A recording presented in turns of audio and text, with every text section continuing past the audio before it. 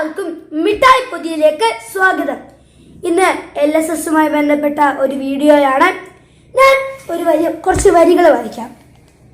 പിള്ളാരുമായി പീഡിച്ചു കളിക്കുമ്പോൾ അല്ലലായി വീടു കീടന്നനോ താൻ. ഈ വരികളിലെ അല്ലൽ എന്ന പദത്തിന്റെ അർത്ഥം എന്താണ്? അല്ലൽ എന്ന പദത്തിന്റെ അർത്ഥത്തിന് കുറച്ച് ഓപ്ഷൻസ് ഉണ്ട്. എ ദുഃഖം, ബി ക്രോധം, സി മോഹം, ഡി മത്സരം. ഇതിലൊന്നാണ് അല്ലൽ എന്ന പദത്തിന്റെ അർത്ഥം. അതേതാണ്? മറ്റൊന്നുമല്ല, ദുഃഖമാണ് അല്ലൽ എന്ന പദത്തിന്റെ അർത്ഥം. അപ്പോൾ LSSന് ഇങ്ങനെ ചോദിക്കാം, താഴെ പറയുന്നവയിൽ അല്ലൽ എന്ന പദത്തിന്റെ അർത്ഥം ഏത്? അത് തന്നെയാണ് ഇപ്പോൾ ചോദിച്ചത്. അപ്പോൾ ദുഃഖം അതുമായിട്ട് ബന്ധപ്പെട്ട വാക്കുകൾ ഉണ്ടെങ്കിൽ നമ്മൾ ഓപ്ഷനിൽ നിന്ന് തിരഞ്ഞെടുത്ത് എഴുതണം. പിന്നെ ഈ വരികളിൽ കുട്ടികൾ എന്ന് അർത്ഥം വരുന്ന ഒരു വാക്കുണ്ട്. അത് കേട്ടാൽ തന്നെ മനസ്സിലാവും. പിള്ളാരാണ് കുട്ടികൾ എന്ന അർത്ഥം വരുന്ന വാക്ക്. ഇനി ഈ വരികൾ ഏത് കവിതയിലാണ്? കാത്തിരിപ്പ് എന്ന കവിതയിലാണ് ഈ വരികൾ. കാത്തിരിപ്പ് നമുക്ക് പാഠത്തിൽ പഠിക്കാനുള്ളൊരു കവിതയാണ്. ഈ കാത്തിരിപ്പ് എന്ന കവിത ഏത് കൃതിയിലെയാണ്? അത് കൃഷ്ണഗാഥയിലെയാണ്. കൃഷ്ണഗാഥ എഴുതിയതാരാണ്? ചെറുശ്ശേരി ഒരു പ്രാചീന കവിത്രയമാണെന്ന് നമ്മൾ പറയുമല്ലോ. 3 പ്രാചീന കവിത്രയങ്ങളുണ്ട്. ആരൊക്കെയാണത്? തുഞ്ചൻ, കുഞ്ചൻ, ചെറുശ്ശേരി. അങ്ങനെ പറഞ്ഞാൽ മനസ്സിലാവില്ലായിരിക്കും.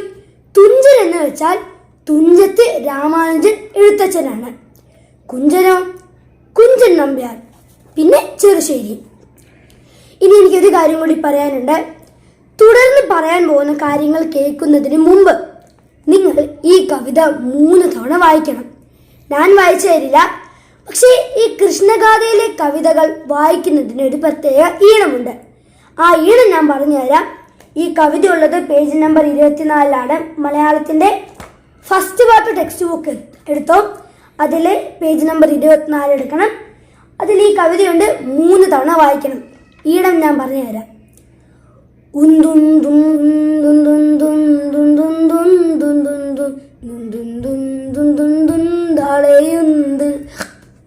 അയ്യോ, ഓക്കെ. അപ്പോൾ നിങ്ങൾ ആ കവിത 3 തവണ വായിച്ചിട്ട് ബാക്കി വീഡിയോ കാണാവുള്ളൂ. ഇനി ആ കവിത വായിച്ച് കഴിഞ്ഞവർക്ക് മനസ്സിലാവും. ഇവിടെ ഒരു കോളത്തിലായിട്ട് കുറച്ച് അർത്ഥങ്ങൾ തന്നിട്ടുണ്ട്. ആ അർത്ഥങ്ങൾ ഞാൻ ചോദിക്കാൻ പോവുകയാണ്. വേഗം ബുക്കും പേനയും എടുത്തു. ഒന്നാമത്തെ ചോദ്യം, അല്ലൽ നമ്മൾ നേരത്തെ പറഞ്ഞതാണ്, ആരും തെറ്റിക്കരുത്. അല്ലൽ. രണ്ടാമത്തേത് ഉഴലുക എന്നതിന്റെ അർത്ഥം നിങ്ങൾ എഴുതണം. മൂന്നാമത്തേത് കാനനം എന്ന് വെച്ചാൽ എന്താണെന്ന് വളരെ എളുപ്പമുള്ളതാണ്, നമ്മൾ പഠിച്ചിട്ടൊക്കെ ഉള്ളതാണ് കാനനം. 4 എനിക്ക് അധികം നോക്കിയിട്ട് മനസ്സിലാവുന്നില്ല. കുത്തി കുതറുക. 4ാമത്തേതാണ് കുത്തി കുതറുക. 5ാമത്തേതോ തറച്ചില്ലല്ലി. എന്താണ് 5ാമത്തേത്? തറച്ചില്ലല്ലി. ഇതൊക്കെ ഒരു പഴയ ടച്ചുള്ള വാക്കുകളാണ്. ഇത് 6ാമത്തെയല്ല ചോദിക്കുന്നത്. തോഴിയാണ് 6ാമത്തെ വാക്ക്. 7ാമത്തേതോ ദീനൻ. 5ാമത്തേത് വാരാന്യം. ഞാനിപ്പോൾ പറഞ്ഞ വാക്കുകളിലെല്ലാം അർത്ഥങ്ങൾ നിങ്ങൾ എഴുതിയെടുക്കണം. വേഗം എഴുതിക്കോ. എഴുതിയെടുത്തു എന്ന് ഞാൻ വിശ്വസിക്കുന്നു. ഇനി ഉത്തരങ്ങൾ പറയാം. അതിനു മുമ്പ് എനിക്കൊരു കാര്യം പറയാനുണ്ട്. LSSനായി നമ്മൾ ചാനലിൽ ഒരുപാട് വീഡിയോകൾ ഇടുന്നുണ്ട്. അല്ലാതെ കുറച്ചും കൂടി ഡീറ്റെയിൽ ആയിട്ട് മോഡൽ ക്വസ്റ്റ്യൻസും ഗൂഗിൾ മീറ്റ്സും ഇടയ്ക്കിടയ്ക്ക് ചെറിയ പരീക്ഷകളും ക്വസ്റ്റ്യൻസും ഒക്കെയായി ഞങ്ങൾ മിഠായി പൊതി പുതിയൊരു ഗ്രൂപ്പ് തുടങ്ങിയിട്ടുണ്ട്. ആ ഗ്രൂപ്പിൽ ചേരാനായി 300 രൂപയാണ് ഫീസ്. ഈ കാണുന്ന നമ്പറിലേക്ക് 300 രൂപ ഫീസ് ഗൂഗിൾ പേ ആയി അടയ്ക്കുക. അതിനുശേഷം ഈ ഗൂഗിൾ പേ ചെയ്യുമ്പോൾ ഒരു സ്ക്രീൻഷോട്ട് കിട്ടുമല്ലോ. ആ സ്ക്രീൻഷോട്ട് ഇതേ നമ്പറിലേക്ക് വാട്സാപ്പ് ചെയ്യുക. അപ്പോൾ നിങ്ങൾ ഗ്രൂപ്പിൽ അംഗമാകുന്നതായിരിക്കും. അംഗമായി കഴിഞ്ഞാൽ നമുക്ക് ഒന്നിച്ച് പഠിക്കാം. എല്ലാ കൂട്ടുകാരും വേഗം ജോയിൻ ചെയ്യുക. അപ്പോൾ ഞാൻ ഉത്തരം പറയാം. അല്ലൽ അതായിരുന്നു 1ാമത്തെ പദം. നമ്മൾ നേരത്തെ പറഞ്ഞതാണ്. ആരും തെറ്റിച്ചിട്ടില്ലെന്ന് വിശ്വസിക്കുന്നു. ദുഃഖം. 2ാമത്തേത് ഉഴലുക. ചുറ്റിത്തിരിയുക, അതാണ് ഉത്തരം. ചുറ്റിത്തിരിയുക എന്ന് വെച്ചാൽ നമ്മൾ റൗണ്ടൊക്കെ അടിക്കുന്നതിനാണ് ഉഴലുക. ചുറ്റിത്തിരിയുക.